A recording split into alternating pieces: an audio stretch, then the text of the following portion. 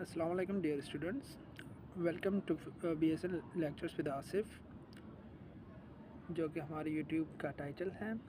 तो आज हम डिस्कस करने जा रहे हैं थर्ड सेमेस्टर का फार्माकोलॉजी।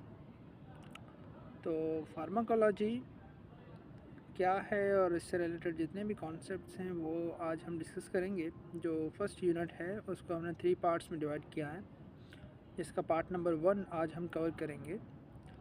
मानता हूँ ये जो PPTs हैं ये कुछ लेंदी होंगे, लेकिन इन PPTs को पढ़ने के बाद जब आप ये यहाँ से फार्माकोलॉजी समझ लेंगे तो इतना मैं यकीन से कह सकता हूँ कि इसके बाद आपको कुछ कहीं और से पढ़ने की ज़रूरत नहीं पड़ेगी। तो ये बेसिकली मेरे टीचर की PPT है, सर आफ्ताब हुसैन नवासी, जो बज़ात ख़ुद मैंने पढ़ी है। एक बेहतरीन PPT है, तो उससे हम आज का लेक्चर कवर करेंगे। तो ये कोर्स ऑब्जेक्टिव्स हैं, मतलब पूरे फार्माकोलॉजी में हम क्या क्या पढ़ेंगे ये तो आप सबको पता है। अब ये जो सब कुछ, अब यूनिट ऑब्जेक्टिव्स क्या हैं जो आज हम यूनिट डिस्कस करने जा रहे हैं, इंट्रोडक्शन टू फार्माकोलॉजी, उसमें कौन कौन से ऑब्जेक्टिव्स आते हैं। नंबर 1 ऑब्जेक्टिव है discuss the terminologies related to pharmacology. Pharmacology में कौन कौन से टर्म्स इस्तेमाल होते हैं उनको हम डिस्कस करेंगे आज के इस लेक्चर में। उसके बाद discuss the history of pharmacology, इसके लिए एक अलग PPT है। Identify the purpose of medication and identify the source of medication. अब देखें यहाँ पर ये ऑब्जेक्टिव्स 4।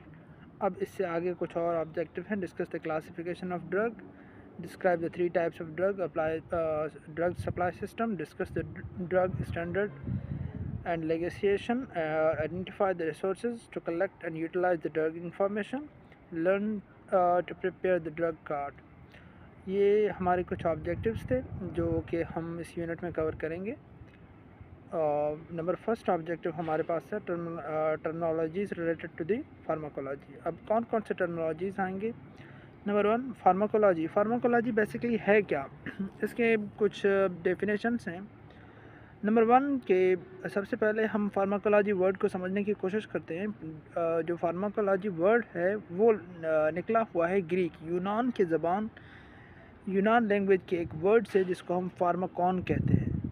तो सबसे पहला पॉइंट आपको क्या याद रखना है कि फार्माकोलॉजी यूनानी ज़बान के लफ्ज़ फार्माकॉन से लिया गया है, और फार्माकॉन का मतलब होता है मेडिसिन या ड्रग। और लोगोस का आप सबको पता है, लोगोस का मतलब होता है स्टडी, जैसे कि हमने बायोलॉजी में पढ़ा, स्टडी अबाउट लाइफ, बायो मतलब लाइफ, लॉजी मतलब स्टडी। इसी तरह यहाँ पर फार्माकोलॉजी में फार्मा जो लफ्ज़ है वो ग्रीक लैंग्वेज के फार्माकॉन से लिया गया है, जिसका मतलब ड्रग, और लोगस मतलब स्टडी। तो सिंपल हम यहाँ से एक डेफिनेशन बना सकते हैं, study about drug is called pharmacology. Number second point पे हमारे पास लिखा है the branch of medicine concern with the uses, effect and moods of actions of drug. Medicine की वो ब्रांच, फार्माकोलॉजी मेडिसिन की एक ब्रांच है जिसका ताल्लुक कंसर्न विद द यूजेस, इस्तेमाल करना, इफ़ेक्ट उसके असरात क्या होंगे, और moods of action of drug. मतलब इसमें हम पढ़ेंगे कि ड्रग, जो भी दवाई हम ले रहे हैं उसका यूज़ क्या है, हम उसको कहाँ कहाँ पे इस्तेमाल कर सकते हैं, और उसका असर क्या होगा। नंबर सेकंड पे इफ़ेक्ट, और वो ड्रग जो हम ले रहे हैं वो हमारे बॉडी में जाके कैसे एक्शन परफॉर्म करेगा, कैसे काम करेगा। तो सबसे पहला जो डेफिनेशन हमने फार्माकोलॉजी का पढ़ा, so simple, study about drug is called pharmacology. Number second पे हम ड्रग का इफ़ेक्ट पढ़ें, ड्रग के यूजेस पढ़ें, और उसका मोड ऑफ एक्शन पढ़ें, फार्माकोलॉजी में पढ़ते हैं। Pharmacology is the study of the sources. Pharmacology में हम क्या पढ़ते हैं, pharmacology the study of sources, uses, mechanism of action of drug.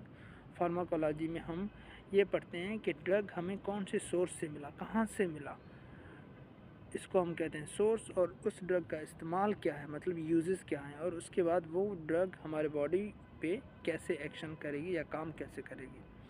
That is what the body does to the drug. मतलब जो ड्रग हम ले रहे हैं उस ड्रग पे हमारे बॉडी का क्या असर है, इसको हम कहते हैं फार्माकोकाइनेटिक्स। अब ये टर्म बहुत इंपॉर्टेंट है, ये आपको याद करनी होगी कि जो ड्रग हम ले रहे हैं उस ड्रग पे बॉडी का क्या इफ़ेक्ट होगा। इस टर्म को हम फार्माकोकाइनेटिक्स कहते हैं। इसी तरह जाहिर सी बात है जो ड्रग हमने ली उस ड्रग पे ड्रग का बॉडी के पे भी इफ़ेक्ट होगा। सबसे पहली पॉइंट हमने कौन सी कही कि बॉडी का ड्रग पे इफ़ेक्ट। जब बॉडी का ड्रग पे इफ़ेक्ट समझेंगे तो इस टर्म को हम कहेंगे फार्माकोकाइनेटिक्स, लेकिन ड्रग का बॉडी के ऊपर क्या असर होगा इसको कहेंगे फार्माकोडायनामिक्स। अब ये बहुत डिटेल्स में आगे हम डिस्कस करेंगे मतलब स्लाइड्स में। फ़िलहाल के लिए अगर मैं इस पूरे स्लाइड को रिकैप कर लूँ, study about drug is called pharmacology. Number 2 पे हमने ये पढ़ा कि वो जो ड्रग है उसका हम यूज़ कहाँ करेंगे, उसके असर क्या होंगे और मोड ऑफ एक्शन। नंबर 3 पे भी हमने फार्माकोकाइनेटिक्स और फार्माकोडायनामिक्स की बात कही। और उससे आगे ड्रग, अब ड्रग है क्या, यहाँ पर देखें ना, हमने पढ़ा कि study about drug is called pharmacology, ठीक है। अब ड्रग के बारे में पढ़ने को हम फार्माकोलॉजी तो कहेंगे, लेकिन ड्रग है क्या, बजाते खुद ड्रग क्या है। तो ड्रग जो है वो फ्रेंच वर्ड ड्रग से लिया गया है जिसका मतलब होता है ड्राई हर्ब। अब देखें कि जैसे कि फार्माकोलॉजी में हमने पढ़ा कि लफ्ज़ फार्मा ग्रीक वर्ड फार्माकोन से लिया गया है जिसका मतलब होता है ड्रग। अब ड्रग खुद फ्रेंच वर्ड ड्रग से लिया गया है जिसका मतलब है ड्राई हर्ब। अब उससे आगे ये तो आपको समझ आ गया होगा कि ड्रग क्या है। उसके आगे it is an chemical, drug एक केमिकल होता है दैट मे बी यूज, जिसको हम इस्तेमाल कर सकते हैं on the administrated to the humans और animals and aid in the diagnose treatment and और the prevention of the disease. Drug एक केमिकल है जिसको हम इस्तेमाल कर सकते हैं इंसानों के लिए, जानवरों के लिए, या किसी भी बीमारी को डायग्नोज करने के लिए या ट्रीटमेंट के लिए। आप सबको पता है ट्रीटमेंट के लिए हम ड्रग को यूज़ करते हैं। प्रिवेंशन ऑफ द डिजीज़ से बचाव के लिए हम ड्रग को यूज़ करते हैं, जैसे कि वैक्सीन को हम इस्तेमाल करते हैं ताकि हमें डिजीज़ ना हो। ट्रीटमेंट के लिए हम ड्रग को इस्तेमाल कर सकते हैं। किसी भी बीमारी के डायग्नोज के लिए हम ड्रग को इस्तेमाल कर सकते हैं। कुछ ड्रग्स इंडिकेटर्स होते हैं। Drug can be broadly defined as man made.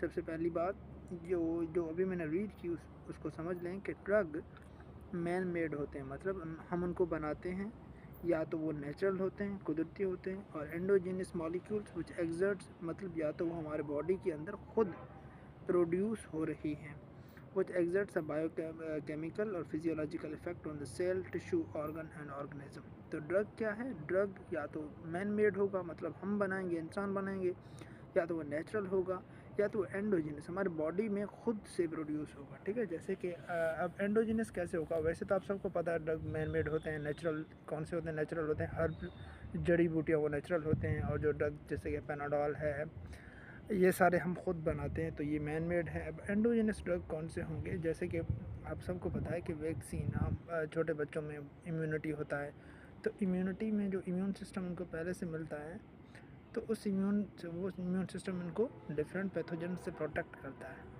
अब वो भी एज अ ड्रग जो उसको अपने मदर की तरफ से मिलता है, तो वो एंडोजेनस है। ऐसे ही बहुत सारे केमिकल्स जो हमारे बॉडी में प्रोड्यूस होते हैं, एंटीबॉडीज़ जो नेचुरल होते हैं, वो सब क्या है, नेचुरल एंटीबॉडीज़, मतलब एंडोजेनस हैं, जो हमारे बॉडी में खुद से प्रोड्यूस हुए हैं, ठीक है। उनका एक उनका एक इफ़ेक्ट होता है हमारे बॉडी के फिजियोलॉजिकल इफ़ेक्ट्स पर, सेल पर, टिश्यू पर और ऑर्गेनिज्म पर। उसके बाद एक और टर्म है जिसको हम कहते हैं एफिकेसी। एफिकेसी क्या है, efficacy it is a maximum response of the drug.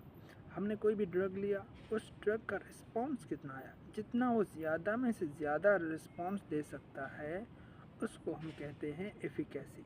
तो सवाल ऐसे आता है the maximum response of drug is called, तो जवाब होगा एफिकेसी। अब उसके बाद है पोटेंसी। पोटेंसी क्या है, amount of drug required to produce desired response called potency. मतलब वो ड्रग का अमाउंट, वो ड्रग का मिकदार, वो दवाई की मिकदार जो हमें चाहिए किसी भी रिस्पॉन्स के लिए, उसको हम कहेंगे ड्रग पोटेंसी। अब सपोज़ करो हमें ऑपरेशन के लिए एक पेशेंट को रेडी करना है, तो ज़ाहिर हम उसको एनेस्थीसिया देंगे, बेहोशी वाला इंजेक्शन। तो वो एनेस्थीसिया हम उसको कितना दें ताकि हमें वो डिज़ायर्ड टाइम तक, 1-2 घंटे या 4 घंटे तक वो बेहोश ही रहे। अब सपोज़ करो आप उसको 2 ml या 0.5 बहुत कम मिकदार में दे रहे हैं, तो ड्रग का वो अमाउंट जो आपके डिज़ायर्ड, जो आप चाहते हैं उस वक्त तक उसका इफ़ेक्ट रहे, या जो इफ़ेक्ट आप ड्रग से चाहते हैं उतना ही इफ़ेक्ट आपको वो ड्रग दे, उस अमाउंट ऑफ ड्रग को आप क्या कहेंगे? पोटेंसी। और उसके बाद है बायो अवेलेबिलिटी। बायो अवेलेबिलिटी क्या है? The fraction of an administered drug reaches to the systematic circulation. By definition when the medication is administered intravenously its bioavailability is 100%। ये सवाल बहुत ही इम्पॉर्टेंट है, इसमें आप ये जान लें कि बायो अवेलेबिलिटी क्या है। तो जो ड्रग हम ले रहे हैं, ठीक है, जाहिर सी बात है जो भी हम ड्रग लेंगे, चाहे हम ओरल लें, चाहे हम IM लें, चाहे हम IV लें, ठीक है, तो एट द एंड उस ड्रग को कहाँ जाना है?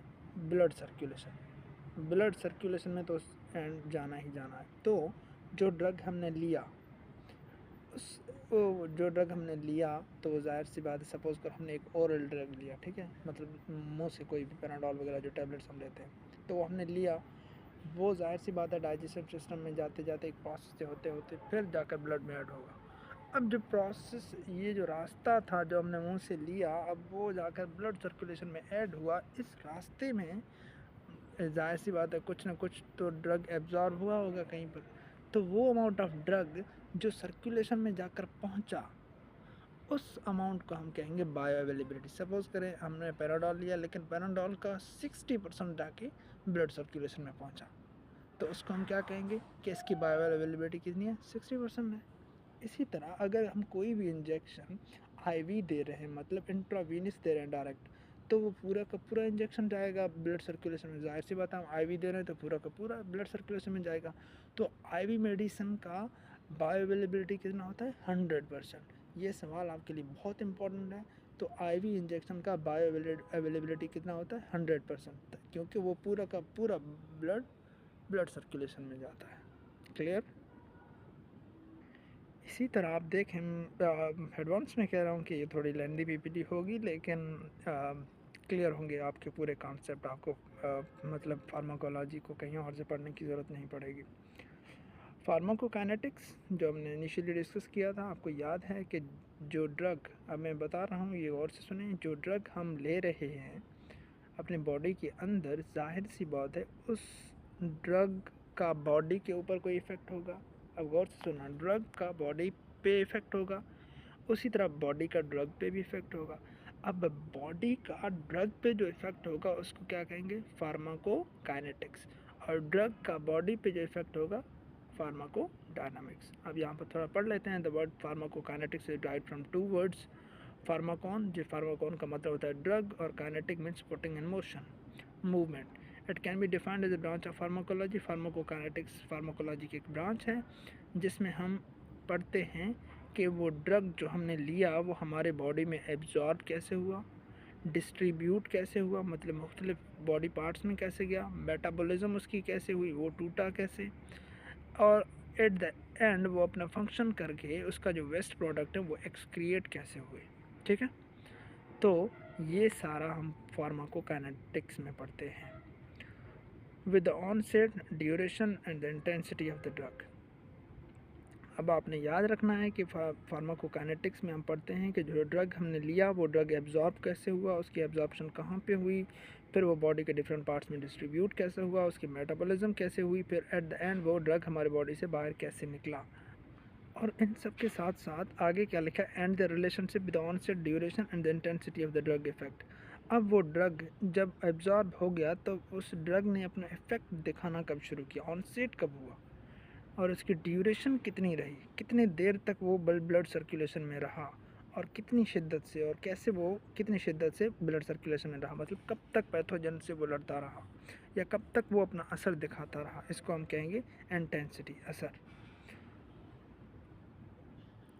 अब आप सारे स्टूडेंट देख सकते हैं कि यहाँ पर मैं हर एक चीज़ को एक्सप्लेन कर रहा हूँ। देखो यहाँ पर हमने सिर्फ एब्जॉर्प्शन, डिस्ट्रीब्यूशन, मेटाबॉलिज्म और एक्सक्रिएशन की बात की। अब हो सकता था कि एब्जॉर्प्शन, डिस्ट्रीब्यूशन या मेटाबॉलिज्म, एक्सक्रिएशन यहाँ पर मैंने बात कर ली तो यहीं से मैं आगे नेक्स्ट मतलब पॉइंट की तरफ चला जाता, लेकिन नहीं, यहाँ पर हमने एक एक करके सारों को एक्सप्लेन किया। अब यहाँ पर भी एक्सप्लेन करना काफ़ी नहीं है, आगे हम यहाँ पर देखें डिटेल से पढ़ रहे हैं कि एब्जॉर्ब ड्रग कैसे होगा और एब्जॉर्प्शन के कौन कौन से तरीके हैं, एक्टिव ट्रांसपोर्ट, पैसिव ट्रांसपोर्ट या पिंडोसाइटोसिस, ये सारे मेथड्स हैं, तो मतलब फार्माकोलॉजी आपको कहीं और से पढ़ने की ज़रूरत नहीं पड़ेगी, मैं बार-बार ये कह रहा हूँ।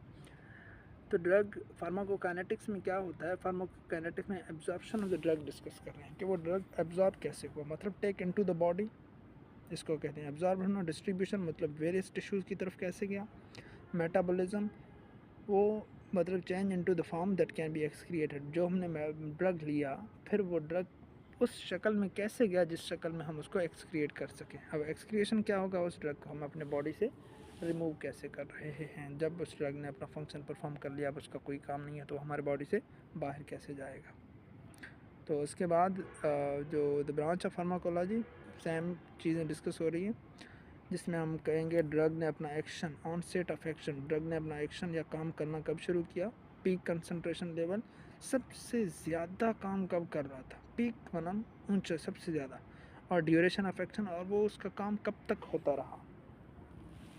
और इसको एक और लफ्ज़ में क्या कहते हैं, एडीमी। अब एडमी क्या है, अब एडमी इधर देख लें। A for absorption, D for distributed, M for metabolized, E for excretion। अब इसको एक शॉर्ट फॉर्म में आप याद कर सकते हैं, जिसको आपने क्या कहा, एडमी। ठीक है। अब एब्जॉर्प्शन क्या है, अब ये हम पढ़ेंगे। Drugs process from the time it's administered through its passage to the tissue until it reaches the systematic circulation. अब एब्जॉर्प्शन क्या है, जो ड्रग आपने लिया, चाहे ओरल लिया चाहे आईएम लिया, जैसे भी लिया, अब वो ड्रग जब तक सिस्टमेटिक सर्कुलेशन में जाके पहुंचता है, अब जब वहाँ पर पहुंचता है तब हम कहेंगे अब ड्रग एब्जॉर्ब हो गया। अब हमने टैबलेट ली, टैबलेट हमारे स्टमक में गया, इसको एब्जॉर्प्शन नहीं कहेंगे। स्टमक से होते small intestine, large intestine, liver में जाके मतलब ब्लड में जाके पहुंचा, फिर हम कहेंगे कि ये ड्रग जाके एब्जॉर्ब हुआ।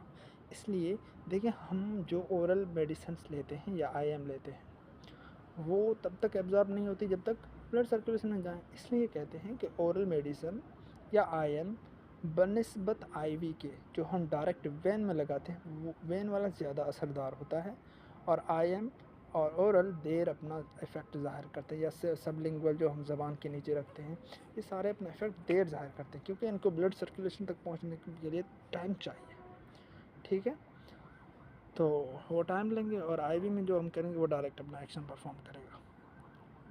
On the cellular level drug is absorb by several means. बस जब वो ड्रग सेल तक पहुंच गया, अब वो सेल के लेवल पर सेल में एब्जॉर्ब कैसे होगा, उसके कुछ मेथड्स हैं, जैसे कि एक्टिव ट्रांसपोर्ट हो सकता है, पैसिव ट्रांसपोर्ट हो सकता है, या पिनोसाइटोसिस हो सकता है। अब हम एक एक करके इनको डिस्कस करेंगे।